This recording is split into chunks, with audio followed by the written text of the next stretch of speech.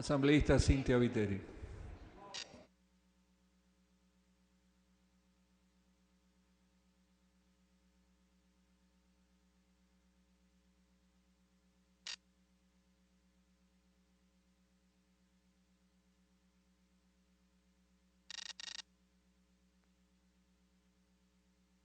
¿Acá? Ahí. Si podríamos empezar a contar, señor presidente. Bien, señor presidente, señores legisladores, lamento no coincidir con el legislador Paco Moncayo respecto de que este código es magnífico. Para mí este código es hecho por improvisados o novatos en la materia, que por un lado buscan proteger a algunos y perseguir a otros, y en medio quedan las víctimas de una masacre que día a día vive el pueblo ecuatoriano en manos de la delincuencia.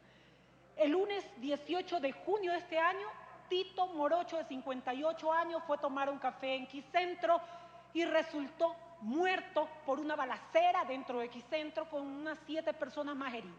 Tito se sumará a las 23.500 muertes que hasta el año pasado, en los últimos 5 años, se han dado en el Ecuador en manos de los delincuentes. 23.500 muertos. Parece que fuera una guerra. 4.700 por año. 390 por mes, 13 por día. Aproximadamente una persona muere cada 2 horas en el Ecuador en manos de la delincuencia. Hoy mismo, mientras discutimos esta ley, esa cifra sigue aumentando. 1 cada 2 horas. Mientras tanto, de esas 23.000 muertes, señores, solo 1.174 denuncias recibieron sentencia durante el mismo periodo. Todos los demás quedaron en la impunidad. Y cuando hay impunidad en un país, la delincuencia crece.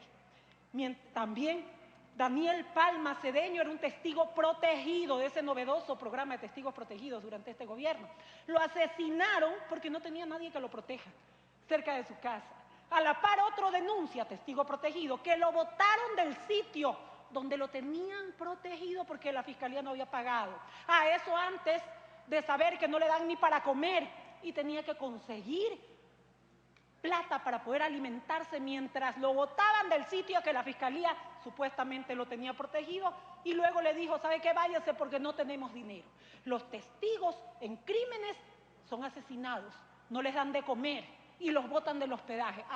Eso no le sucede a algunos otros protegidos, entre comillas, que están todavía en los ministerios de Deportes, de Salud, de Agricultura, de Obras Públicas, de Educación, en las secretarías de Inteligencia, dentro del caso Vialmesa. Eso sí, parecen testigos realmente protegidos por el presidente y por sus asambleístas.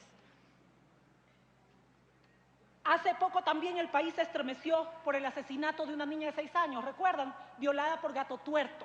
24.000 fueron violadas durante los últimos 5 años. 24.000 personas fueron violadas. Ella se sumó también a esta estadística. Y mientras esto pasaba, aquí, durante los mismos 5 años, se liberaban aproximadamente a 20.000 presos. ¿A través de qué? De la Defensoría Pública, de amnistías, de indultos y de las leyes que de Montecristi acá hizo Alianza País a favor de la delincuencia. 6 de los ahora más buscados, de esos que salen a cada rato en las propagandas, fueron liberados por la Defensoría Pública Penal. ¿No les resulta contradictorio pagar más de $4 millones para liberar a presos y al mismo tiempo el ministro del Interior saliendo con su propagandita de que son los más buscados, cógelo, que es ladrón? De Montecristi a la asamblea, a esta asamblea, solo se ha hecho honor a dos frases que dijo el presidente de la República: que no sabía nada sobre seguridad y que se dejen robar.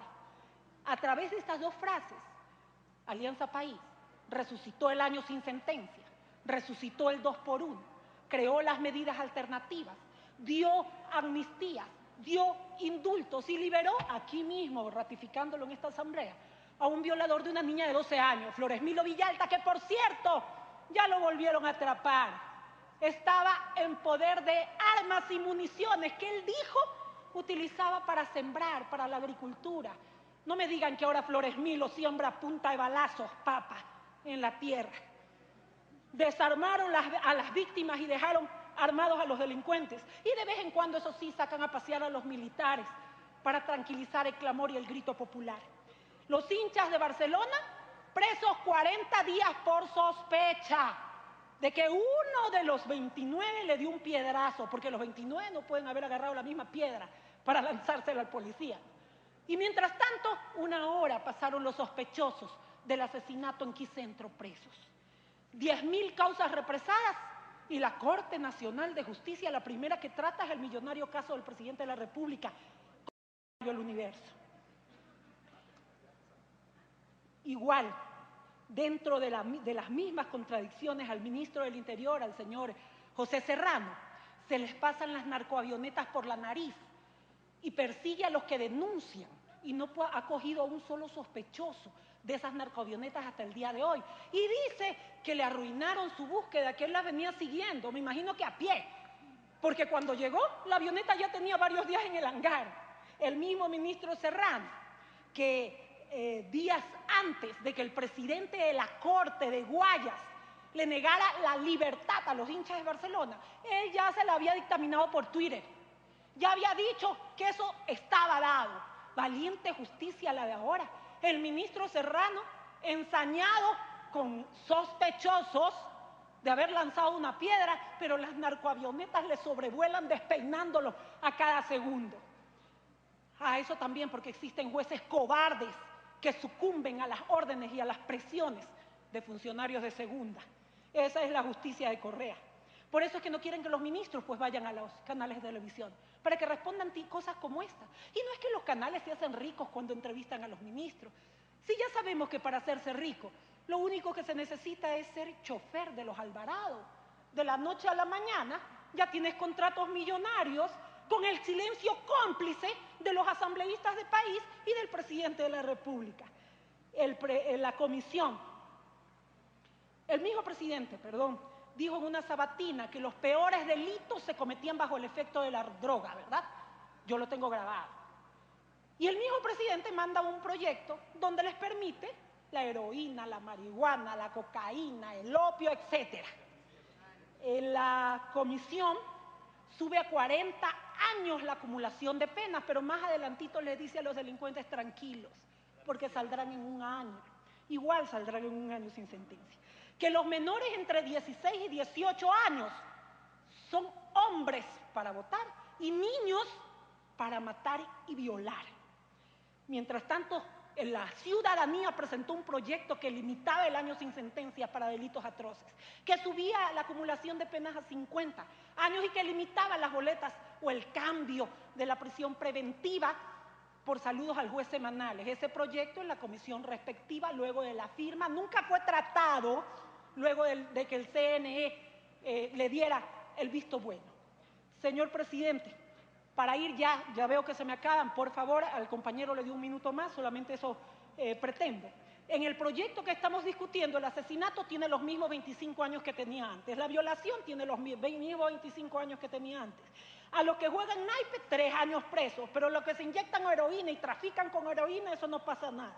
Eliminan la figura de encubridores, ahora solamente hay autores y cómplices, es decir, que el que esconde el arma, del que ha delinquido, que el que lo ayuda a huir, que el que lo protege, no tiene ninguna responsabilidad, no sé qué quieren cubrirse, eliminando la figura de encubridores en este proyecto. Las penas privativas de la libertad, dice el mismo código, van de 1 día a 35 años.